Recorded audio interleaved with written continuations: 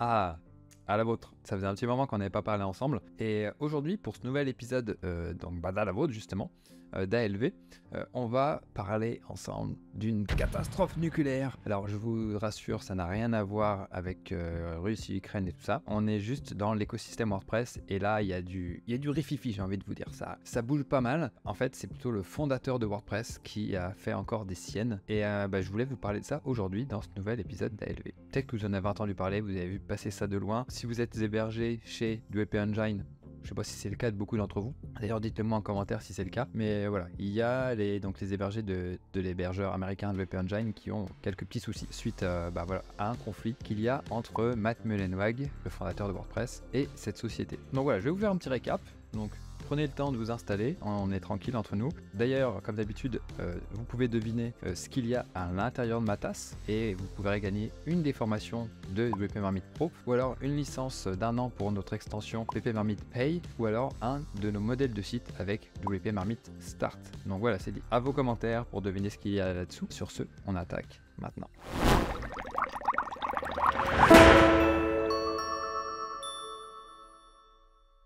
Alors, qu'est-ce qui s'est passé exactement? Eh bien, tout simplement, fin septembre, il y a eu un événement WordPress aux États-Unis qui s'appelle le WordCamp US, donc WCUS en raccourci, où alors, à chaque fois, Matt Mullenweg fait un discours pour nous parler un petit peu de WordPress et après, il y a une séance de questions-réponses. Et pendant cette conférence qu'il a donnée, il a simplement explosé l'hébergeur WP Engine en disant qu'ils étaient un cancer pour WordPress, vraiment des trucs pas très sympas. Mais pourquoi est-ce qu'il en est arrivé à de telles extrémités? Alors, selon lui, parce qu'on va essayer de... Moi, je vais pas prendre parti, je sais pas trop vraiment ce qui se passe, parce que ça se trouve, il y a des choses qui se passent un petit peu en coulisses et on n'est peut-être pas forcément au courant, mais en tout cas, je vais vous dire ce que je sais. Oui, je sais, l'écosystème WordPress, c'est un petit peu Dallas, mais voilà, on va parler des potins, et puis voilà, j'ai envie de dire, à la vôtre, c'est en même temps une série pour parler un petit peu de tout ça et se mettre un petit peu de côté des ordi.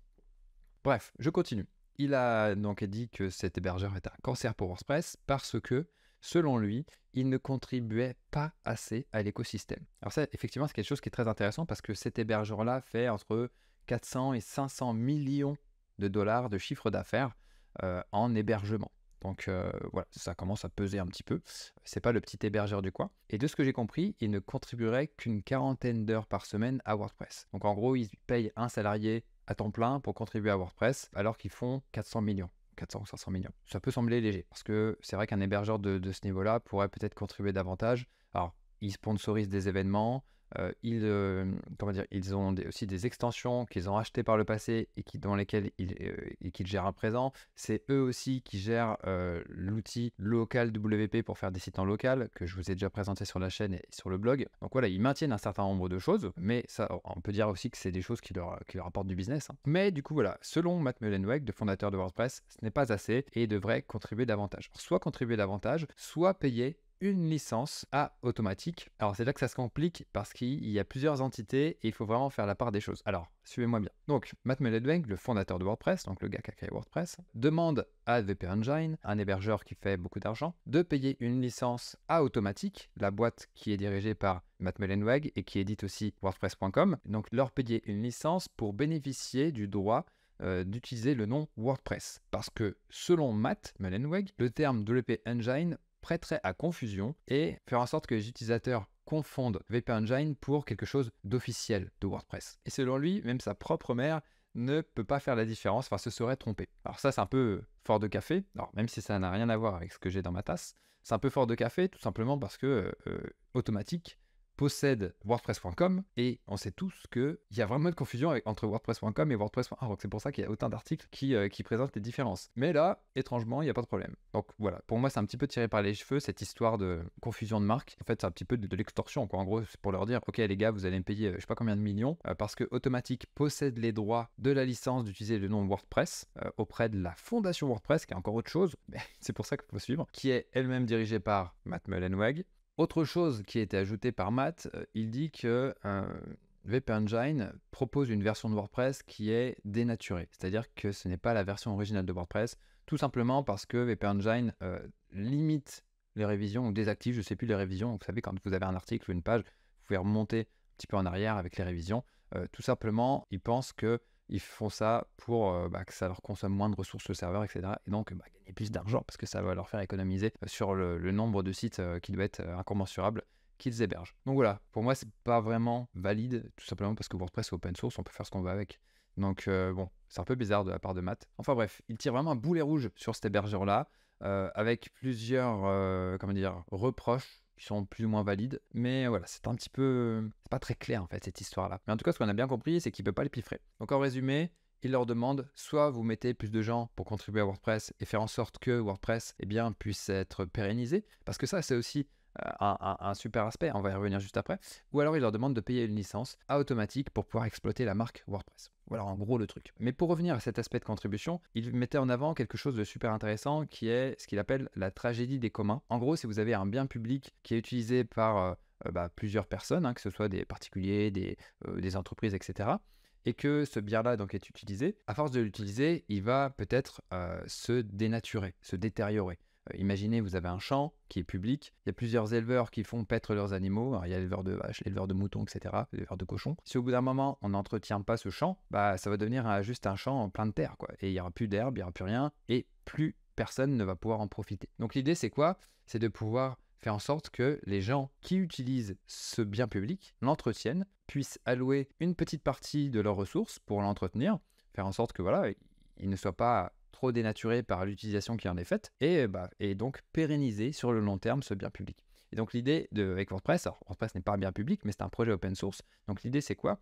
C'est que les personnes qui font beaucoup d'argent avec WordPress puissent réinvestir une partie de cet argent pour pouvoir l'améliorer, le pérenniser, faire en sorte que ce soit toujours utilisé, que ça devienne meilleur, etc., etc. Et pour ça, il y a un programme de WordPress qui s'appelle Five for the Future, qui consiste à donner 5% de son chiffre d'affaires pour pouvoir contribuer à WordPress de quelque façon que ce soit.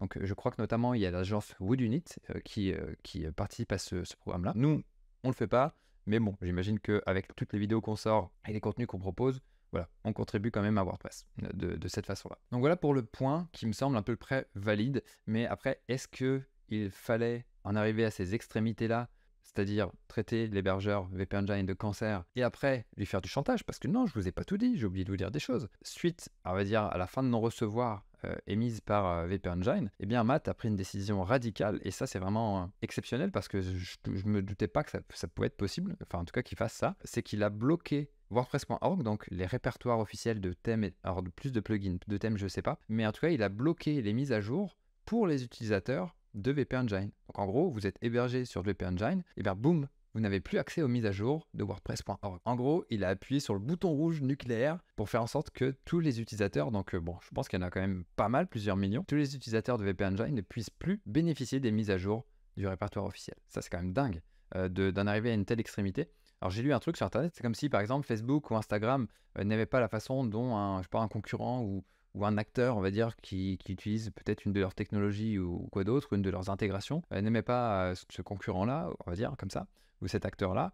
C'est comme s'ils affichaient quelque chose sur leur flux, sur leur mur, on va dire, ou leur flux d'actualité, pour que les utilisateurs puissent voir tout ça. C'est invraisemblable en fait d'en arriver là. C'est ce qui s'est passé pour les clients de VP Engine. Donc là, de ce que j'ai compris, ils sont en train de travailler sur un moyen de contourner ça. Mais en gros, voilà, Matt Mullenweg leur met vraiment des bâtons dans les roues jusqu'à temps qu'ils cèdent ou soit qu'ils contribuent plus, soit qu'ils payent une licence automatique. Alors, au passage, avec cet ALV, je tenais à revenir un petit peu sur le rôle un petit peu ambigu de Matt Mullenweg dans l'écosystème WordPress parce qu'il est à la fois jugé parti dans pas mal de trucs. Il est donc le fondateur de WordPress, ça ok, il n'y a pas de problème. Il dirige aussi donc la fondation WordPress, donc qui gère un petit peu tout ce qui est lié à la marque WordPress. Si vous utilisez la marque WordPress pour faire un peu n'importe quoi, c'est la fondation WordPress qui va vous mettre un procès aux fesses. Il est le dirigeant fondateur d'Automattic, donc une des boîtes qui contribue, la société qui contribue majoritairement à WordPress, mais qui possède WordPress.com, qui possède Jetpack, qui possède Akismet, qui possède pas mal d'autres choses. Il y a aussi Tumblr qu'ils ont racheté récemment, enfin il y a quelques années. Donc voilà, fondation WordPress, Automattic et aussi fondateur de WordPress. Donc ouais, il y a un petit peu de tous ces rôles qui sont tenus par la même personne. Donc c'est un petit peu gênant, et c'est vrai qu'il y a de plus en plus de personnes qui disent que voilà, Matt Mullenweg doit quitter au moins peut-être ses fonctions au niveau de la fondation, que ce soit géré par d'autres personnes. Il peut rester dirigeant d'Automatic et voilà, faire son business. Mais là où il y a un peu un conflit d'intérêts, c'est qu'il est à la fois juge et partie, il est à la fois donc dirigeant d'Automatic, qui peut récupérer des licences pour l'exploitation de la marque WordPress parce que ça a été accordé par la fondation WordPress, qui est gérée donc par la même personne, pour pouvoir en gros faire de l'argent là-dessus, quoi. Donc bon, je sais pas un petit peu trop ce que vous en pensez, j'ai peut-être zappé des trucs, mais il y a aussi une chose dont je vous ai pas parlé, c'est que il y a aussi une affaire avec Stripe. Tout simplement parce que Automatic possède aussi WooCommerce. Et WooCommerce a une extension qui s'appelle Stripe Gateway ou un truc comme ça, donc passerelle de paiement Stripe. Et ce qu'il faut savoir, c'est que Automatic gagne des commissions sur l'utilisation de cette extension par Stripe. Donc à chaque fois que vous branchez à WooCommerce et que vos clients font une transaction, Stripe gagne une commission, mais aussi Automatic en gagne aussi. Mais ça, c'est un peu transparent, quoi. Ça se fait derrière le rideau. Et il s'avère que, alors de ce que j'ai compris, VP Engine aurait contourné ce truc-là pour toucher leur propre commission. Et donc, faire en sorte qu'Automatic gagne moins d'argent. Et ça serait peut-être plutôt à cause de ça que Matt serait très fâché. Donc, voilà. Je ne sais pas si c'est vrai, j'ai lu des trucs un peu contradictoires là-dessus. Mais ça expliquerait un petit peu plus tout ça. Pourquoi il aurait soulevé des raisons un petit peu bancales pour peut-être masquer cette véritable raison. Donc je ne sais pas. À voir ce que ça va donner. Donc voilà, on en est là. Pour l'instant, VP Engine n'a toujours pas accès au répertoire officiel. Alors c'est vrai qu'ils avaient levé ce blocage, après ils l'ont remis. Donc voilà, en gros, VP Engine va devoir trouver un moyen pour que ses utilisateurs puissent avoir des mises à jour sur leur site. Donc voilà un petit peu où on en est au moment où j'enregistre cette vidéo, donc le 1er octobre. Je sais pas ce que vous en pensez, donc moi je vais reboire un coup. Et puis je vais vous laisser là-dessus, je vous mettrai des ressources en commentaire. En tout cas, voilà, c'est pas le premier coup d'éclat de Matt. Il y a eu plein de WP drama, comme on dit dans l'écosystème. Donc voilà, je vais vous laisser avec ça. Je vous laisse les ressources en commentaire juste en dessous. Dites-moi ce que vous en pensez. Abonnez-vous et je vous dis à très bientôt pour un prochain ALV. Ciao.